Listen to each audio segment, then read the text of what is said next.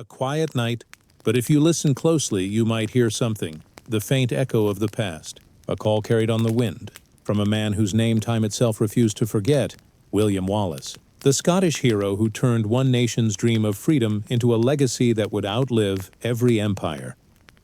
Night falls. Tiny flames flicker across the cold northern plains. The wind sweeps over the hills, whispering the voices of those who came before. And somewhere out there, through the mist, you can almost hear the sound of war horns echoing from the 13th century, the cry of people who stood tall against the storm, for freedom, for faith, for something greater than life itself.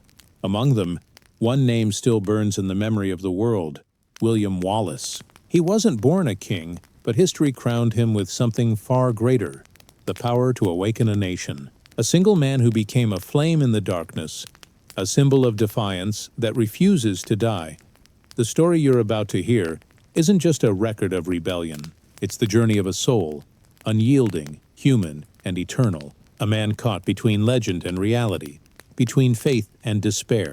From a small village in the 13th century, in the shadow of England's mighty empire, Wallace wrote a chapter of history that the world could never erase. This film is told in 5 chapters, each one a door into the past, from the fiery youth of a common man to the moment he raised the banner of freedom for the very first time, standing amid blood and ashes. From a man of flesh and bone to a legend carved deep into the soul of Scotland. And in the end, one question remains. What was William Wallace's true legacy? Was it victory, sacrifice, or something far greater? The spirit of freedom itself, the fire that still moves hearts centuries later. You may smile, you may shed a tear, but let your heart grow still for a moment, because this isn't just a story. It's a lullaby of history, a tale carried across centuries, back to the place where time stood still and the flame of freedom still burns in the dark. Before we begin this journey, take a moment to subscribe. Each week another door will open to the voices of the past, to stories that aren't just told, but relived, breathed back to life with every word. So take a deep breath, close your eyes, and listen. The echoes of the past are drawing near. William Wallace is waiting for you, just beyond the edge of time. Dawn. Mist drapes across the rolling highlands like a silver veil. From afar, the bleating of sheep blends with the chime of an old church bell. The air is cold, but peaceful. That fragile kind of peace that feels like it could shatter with just one breath of history. Here in the lands of Lanark, people live with rough hands and quiet hearts. They farm, they forge, they weave, and sometimes they sing the old songs. Songs that help them forget the truth, that they live beneath the heel of the English crown. After the invasion of 1296, King Edward I of England, the man history would call the Hammer of the Scots, turned Scotland into a land under chains. The people paid taxes 3 times for the same harvest. English soldiers marched into villages as if they owned them, taking grain, taking horses, and sometimes taking the honor of Scottish women. Fathers no longer dared look into their sons' eyes for fear they'd be asked, "Father, what is freedom?" And how could they answer when they themselves had forgotten what it felt like? In that land of silence and submission, a child was born, not of noble blood, not of wealth, nor power. His name was William Wallace. He grew up among wind and wild grass, under a sky that seemed both cruel and infinite. His father, Malcolm Wallace, was a minor knight, a man who once fought for the old Scottish king. He didn't teach his son how to wield a sword. He taught him something far rarer, how to keep his dignity in a world that had forgotten what honor meant. One evening, as the sun sank behind the Trossachs hills, the boy asked, "Father, why do the English hate us?" The old man paused. He looked at his hands, calloused, worn, and said softly, "They don't hate us, my son. They fear what we carry inside." "And what is that?" "Freedom." The boy didn't yet understand, but the chill of that evening, the wind whispering through the grass, etched those words deep into his heart forever. Years passed.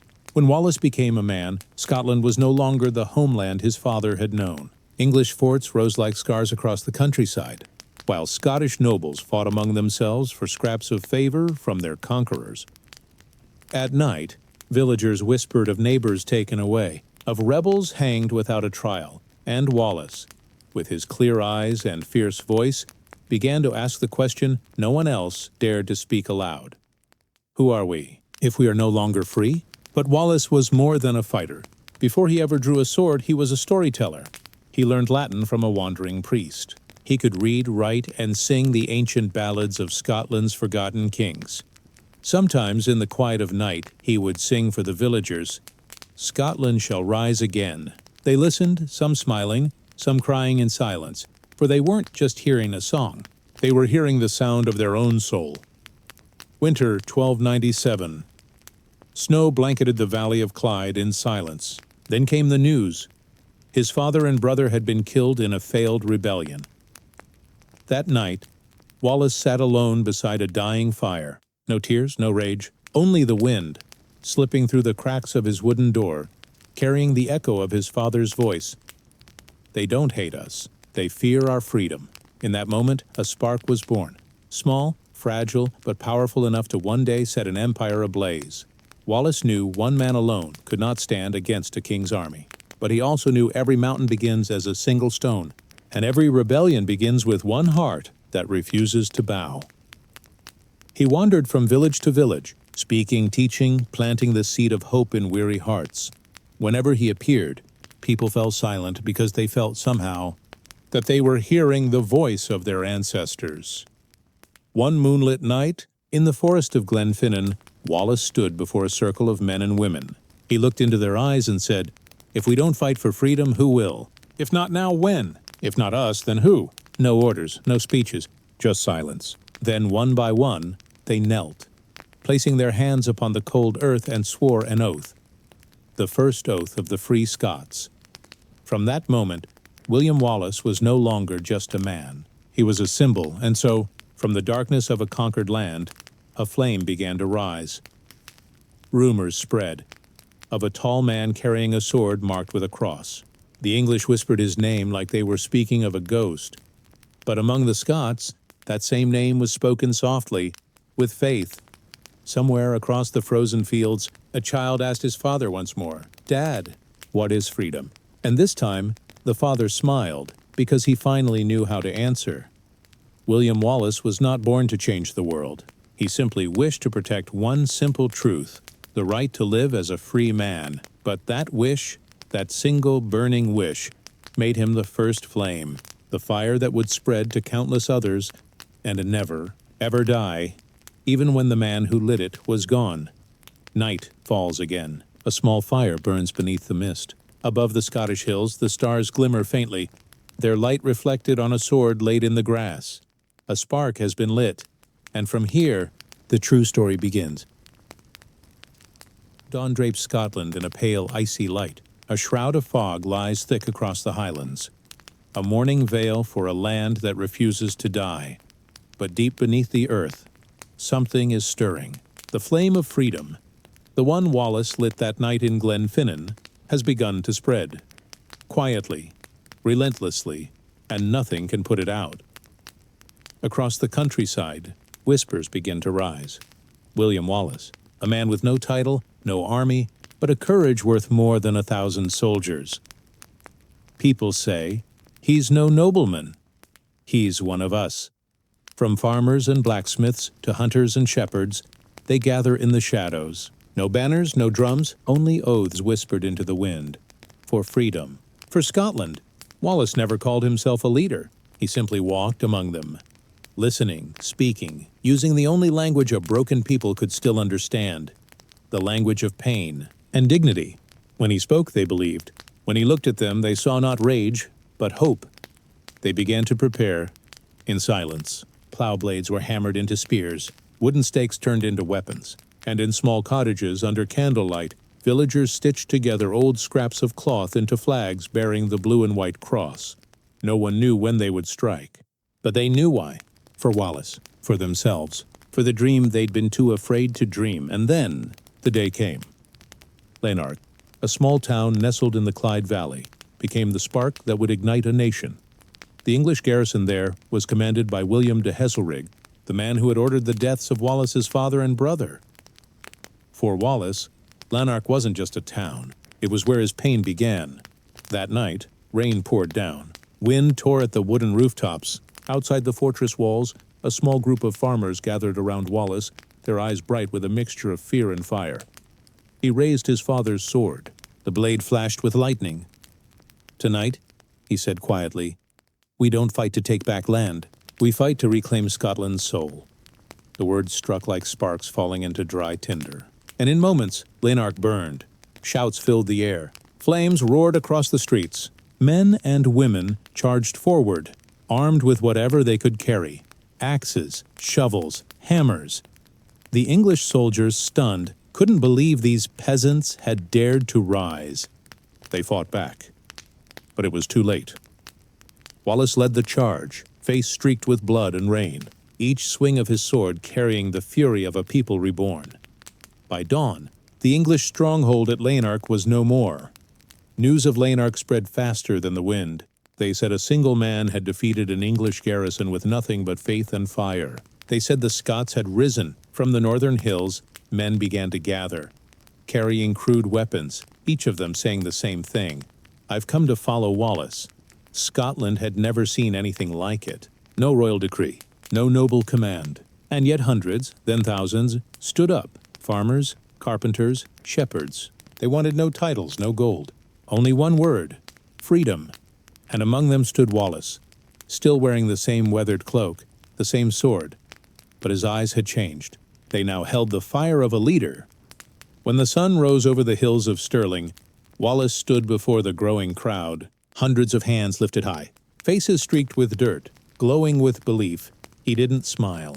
He placed a hand on his chest, bowed his head, and whispered to himself, "If I am the fire, then they are the wind. Without the wind, the fire dies." From that moment, the people began to call him the Guardian of Scotland. In the months that followed, Wallace led his men through valleys and forests, striking from the fog like ghosts. They fought with speed, disappearing before the enemy could regroup. The proud English army, once unstoppable, found itself powerless against a force with no ranks, no fear, and nothing left to lose. People whispered, "Wallace moves like the wind." By the time the English arrive, all that's left are footprints and oaths carved into stone. But rebellion was more than blood and battle. It was transformation, a change in the hearts of ordinary people. Those who once bowed their heads now stood tall. Those who once whispered now sang. Across Scotland, blue and white flags waved again. Not for a king, but for a belief. We deserve to be free. Each day more joined Wallace's ranks. The paths to battle filled with footprints. People carried bread, water, and prayers. As his army passed through towns, the old nodded with pride. Women threw flowers. Children ran beside the march, shouting, "For Wallace! For Scotland!" This was no longer a rebellion. It was an awakening. But deep inside, Wallace knew. This was only the beginning across the border. King Edward was preparing his revenge with the mightiest cavalry in Europe. And the farmer from Lanark was about to face the destiny of a nation. The flame had risen. From Lanark, it spread through highlands and valleys, burning chains, rekindling forgotten pride. Scotland was alive again, and at the heart of the storm stood William Wallace, a man who never sought glory, only to keep his father's promise. Hold on to freedom, even if it costs your last breath. Over the night sky, the smoke of rebellion mingled with mist. In the distance, the haunting sound of a Gaelic song carried on the wind, rough, proud, unbroken. Freedom is the soul of the brave. Freedom is Scotland's heart. And as the voice faded, a whisper lingered in the dark. The flame has risen, and soon it will set the empire ablaze. On the cold river Forth, the morning fog drifts as slow as the earth's own breathing. Everything is wound tight, waiting for the moment the past changes course. September, and even all of Scotland holds its breath. Across the water, more than 10,000 English soldiers stand ready. The red standards of King Edward snapping in the wind, the pride of Europe's most powerful empire on full display. On this side of the river, a small, ragged force, farmers, smiths, hunters, hands that once held plows now gripping steel. And at their front, William Wallace. That morning, Wallace stands on a low rise, eyes fixed on the narrow span of Stirling Bridge, the single thread between the English and the Scots. Wind snaps his cloak, and fire flickers in his gaze. Beside him stands Andrew de Moray, young, noble, and faithful enough to cast his title aside. Wallace says nothing. He understands this isn't just a battle. This is a verdict. Across the river, John de Warenne, the Earl of Surrey, smirks at the idea of a Scottish threat. To him, these are mad peasants, a rabble before a hammer. The English carry plate and mail, war horses, long bows, lances, the full discipline of continental war. Wallace has none of that. He has the land, and men whose hearts are more afraid of losing freedom than of steel itself. Before sunrise, Wallace gathers his men. No grand speech, only this: don't see kings, see men, don't fear their strength, fear our weakness. If we fall today, let the earth receive us, free.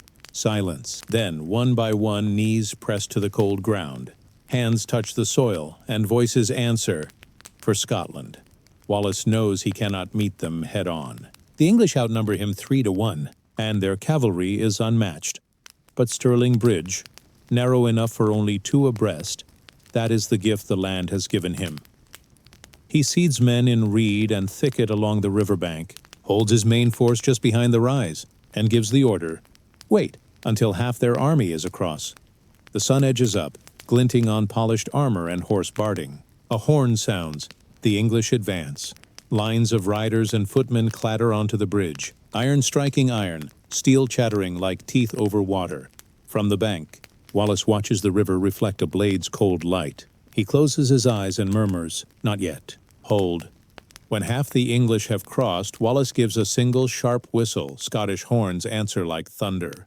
From the reeds on both sides, hundreds burst forth, crying, "Freedom!" Arrows arc like rain. Horses scream.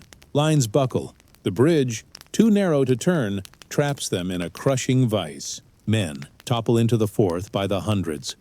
The water blooming red.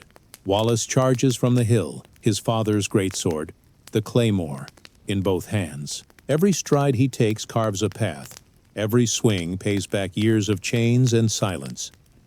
Behind him, the Scots crash down the slope like a breaking wave. The roar shakes the air. Under the strain, the bridge gives way. The English cleave into 2 desperate halves, some drowning, the rest encircled. The army that once marched with Edward's arrogance shatters in the river. The fighting lasts only hours, but its echo will ring through Scotland for centuries. By noon, the far bank is littered with broken lances, dead horses, twisted mail, and English flags snapped like twigs. Cheering rolls over Stirling like thunder. An old soldier weeps and whispers, "We did it. We're free men again." Wallace does not exult. He looks up and says softly, "Father, I kept my promise."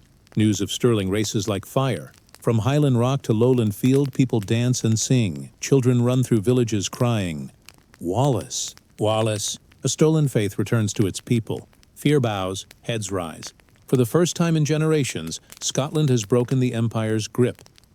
In the victory's wake, Scotland's divided lords, long at odds, begin to gather. In a small chapel at Kirk o' Muir, beneath a rough-hewn stone altar, they kneel before Wallace. A nobleman speaks. We need a guide, not a crown, a heart. They name him Guardian of Scotland. No throne, no title to inherit, no medals, only a man standing among his own, men who fell with him, rose with him, and would follow him into the dark. From that moment, Wallace belongs not just to Scotland, but to all who believe that freedom is sacred and beyond the reach of tyranny. For months, the country blossoms like a flower on a battlefield. Burned villages are rebuilt, old songs return to the night. People weave flags, carve crosses into stone, and hang them above their doors. When someone asks, "Who gave us this?" the answer comes simple as breath. One man, a man named William Wallace. But for Wallace, victory brings no rest. The enemy is not finished. Edward will return, with more men and a colder heart. Wallace tells his comrades, it isn't enough to win. We must teach them this. Freedom is not theirs to take, because freedom does not live in land. It lives in the soul. That night, while others sleep, Wallace sits alone beside a small fire. The wind moves through the forest like a voice he almost recognizes. He thinks of those who fell, of Andrew de Moray, the friend who gave his life at Stirling. To the dancing light, he says, "We have won." But the price is not yet paid. Flamelight cuts his face in two, half bright, half shadow, the look of a man already crossing into legend. At dawn, Wallace leaves Stirling. No gold, no trophies, only a long sword and a tattered saltire snapping in the wind. He passes over the hills. People kneel as he rides by. A child runs after him, calling, "Sir Wallace, where are you going?" He smiles without turning and lets the breeze carry his answer, to look for peace. But peace is rare in the stories of those who dream too large. After Stirling, the English swear vengeance. In the southern dark, the wheels of war begin to turn again. Yet nothing can erase this truth. On Stirling Bridge, a small nation stood up and broke an empire. Not only with steel, but with its soul. From that day, the Scots had a saying. At Stirling, we fought not just with iron, but with the belief that freedom is worth dying for. William Wallace, Guardian of Scotland, the soul of the war. After Stirling, Scotland awoke from a long, dreamless sleep. The people returned to their fields, replanted their crops, and sang the songs of victory beneath a new sky. But beneath the joy, a shadow was stirring, not from the English crown, but from within. William Wallace, now the Guardian of Scotland, traveled the land not for glory, but to keep the fragile flame of unity alive. Yet everywhere he went, he saw how fragile freedom truly was, as fleeting as firelight in the wind. The noble lords, those who'd hidden when Scotland burned, now crawled from their silence, claiming their place in the light. They spoke of justice but sought power. They spoke of freedom but meant control. Wallace was not one of them. He had no crown, no bloodline. He was a common man who had changed the course of history. And that frightened them? They whispered, "A peasant cannot rule a kingdom. He knows how to fight, not how to govern." Their words didn't kill him, but they wounded something deeper, the soul of a nation that had once believed. At a council in Perth, one lord stood and said coldly, "Scotland cannot follow a man without a title." Wallace said nothing. He looked around the hall, at faces that once called him hero, now turning away. He understood. War unites a people, but peace divides them faster than any sword. Far to the south, news of Stirling reached King Edward III. In his palace in London, he stared at a map, then drove his finger north. Scotland will kneel again. He ordered the greatest army England had ever sent. 15,000 soldiers, hundreds of horsemen, war machines that crushed everything before them. His fury had a name, William Wallace. Winter, 1298. The sky over Scotland turned to iron. From the south came the English host, a storm of steel and fire. Wallace called for unity. But the same nobles who had once sworn loyalty hesitated. Some argued, others bargained with the enemy. One night, an old friend whispered, "They won't stand with you anymore. They're afraid," Wallace answered quietly. "Freedom always frightens men, because it demands a price not everyone is willing to pay." Abandoned but unbroken, Wallace gathered the few who would still follow, farmers, soldiers, and ghosts of Stirling's fire. They met Edward's army on the fields of Falkirk. The earth trembled. The air was thick with dust and dread. Wallace stood at the center of his line, his eyes calm, the look of a man who already knew his fate. The horns blared. The English advanced. Line after line, shield after shield. The Scots fought back fiercely, spears planted deep in the mud. But when Wallace gave the signal for the noble cavalry to charge, he saw only horses turning away. They had betrayed him. Without their support, the Scottish line broke under the thunder of English hooves. Men fell, men were trampled. The ground turned to blood, and then came the rain, soft, relentless, as if the heavens themselves wept for what had been lost. Wounded and bleeding, Wallace led the survivors into the forest. That night, under dripping branches, he sat in silence among the sobs of the living. A young soldier whispered, "It's over, isn't it?" Wallace replied softly, "No, it's just the dark. And the dark always comes before dawn." Falkirk was a defeat, but worse, it was a betrayal. Scotland fell back into chaos. Those who once praised Wallace now blamed him. He didn't argue. He simply vanished into the deep woods, a ghost among those who once called him hero. Villagers would whisper, Some nights, we see a small fire in the trees. They say he still lives, but his heart has turned to stone. Even in exile, Wallace did not surrender. He sent letters to France, to Rome, pleading for recognition of Scotland's freedom. But kings cared only for gold and borders, not for the liberty of a small, defiant land. One night, he wrote in his worn leather journal, "When hearts grow weak, freedom dies long before the sword breaks." Alone, Wallace became legend. People spoke of him as if he were a spirit, seen riding through misty fields, cloak whipping behind him, his sword singing in the wind like a voice from the earth itself. Children would ask, "Was he real?" And their parents would answer, "If the flame still burns in your heart, then Wallace still lives." Meanwhile, the lords of Scotland bent their knees to Edward. They reclaimed their lands, their titles, and their silence. Once a friend said while signing the treaty, "Better to live under peace in chains than to die for freedom." But that was the final betrayal, not just of Wallace, but of Scotland's soul. In his forest refuge, Wallace heard the news. He didn't rage. He simply stared at the falling rain. A single drop landed on his palm. Cold, sharp. "They've forgotten," he whispered. "Freedom is never given. It must be held with blood." He clenched his sword, and the firelight caught his face. The face of a man the world had abandoned, but whose belief refused to die. Spring, 1303. Wallace left the forest, wandering through valleys and old villages. He met faces he once knew, some that had followed him, some that had betrayed him. They bowed their heads, but he only smiled, saying quietly, "No one is the enemy forever, except the fear inside us." That night, on a windswept hill, Wallace dismounted and looked down at Scotland, dark, broken, beautiful. The wind tore at his tattered banner. The stars shone cold above. He whispered to the land itself, "If I should fall, let my blood sink into this soil, so that from it may rise a generation that knows how to stand." The darkness still covered Scotland, but within that darkness, a single flame. Small, lonely, unyielding, still burned in the heart of William Wallace.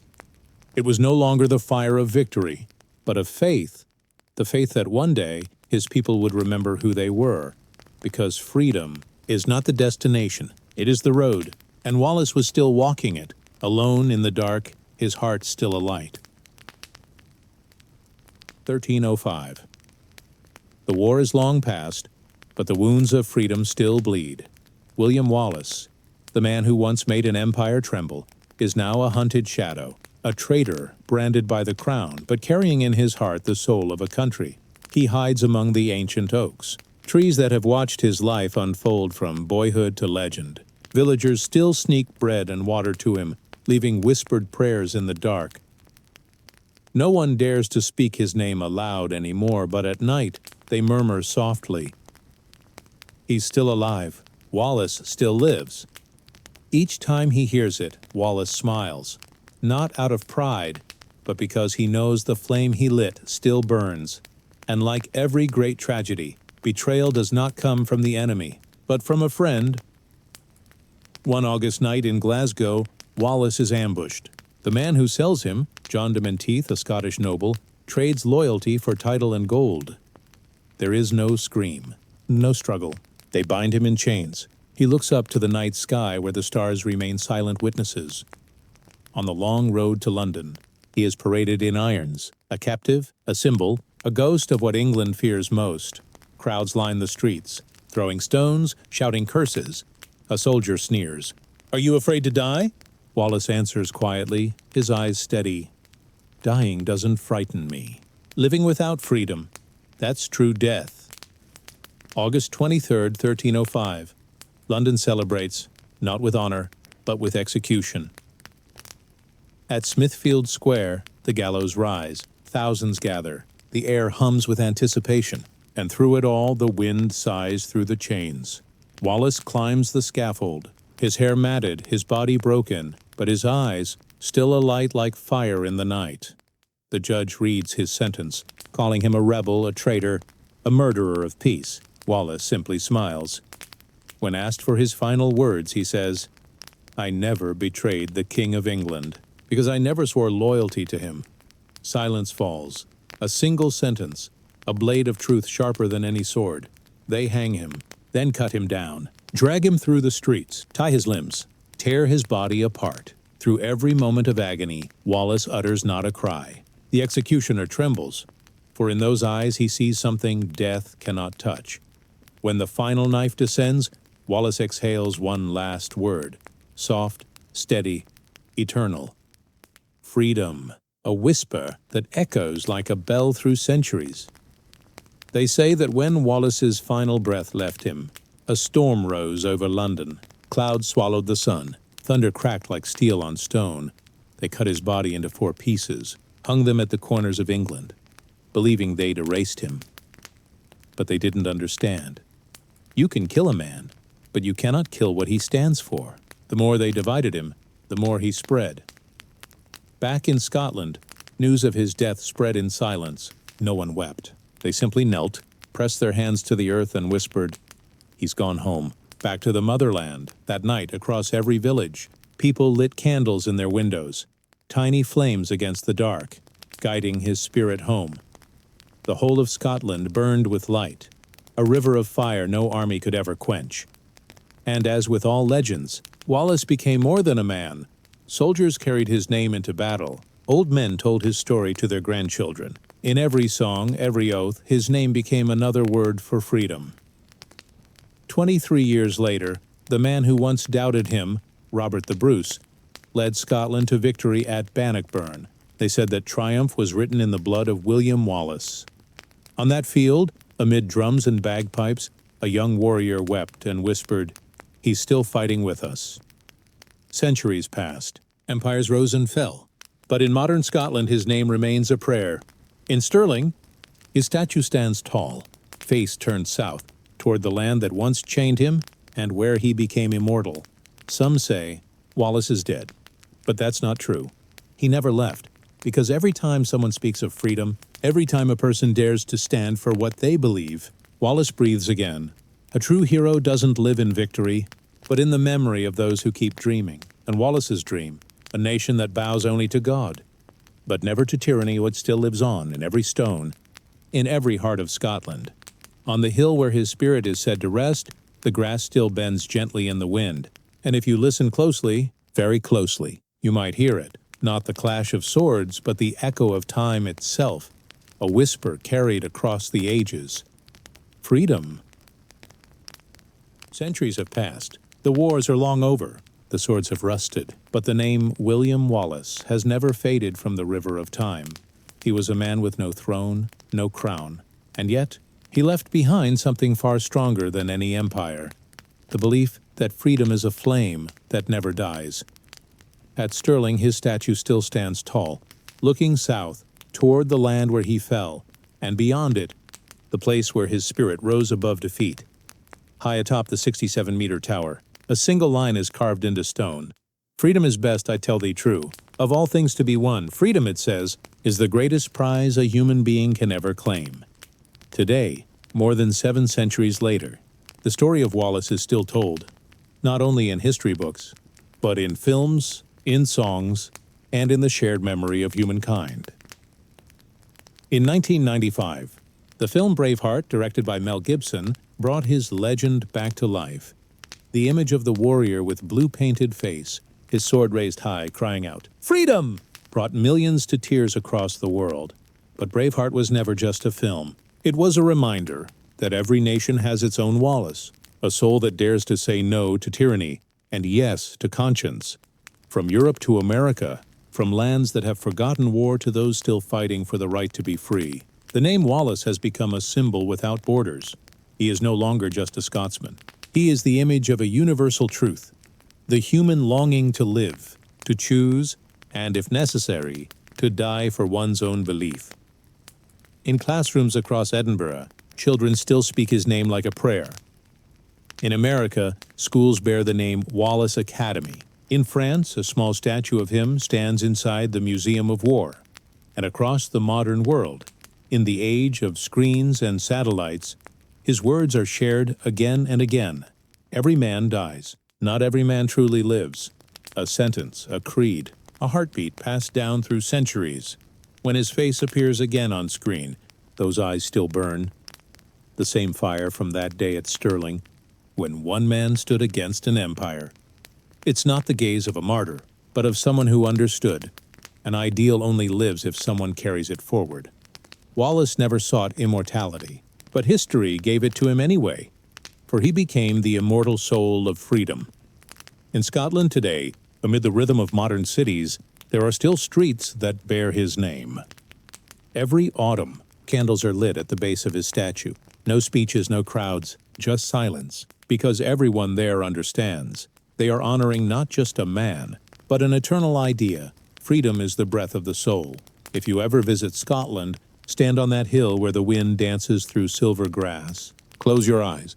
You may hear the whisper of the earth, the hum of the wind through stone. And somewhere within the mist, a voice, faint but clear, still calls across the ages. Freedom, not a shout, a lullaby. The gentle song of history itself, William Wallace, 1270 to forever. Freedom does not die, it only changes form, to live on in the hearts of those who still believe.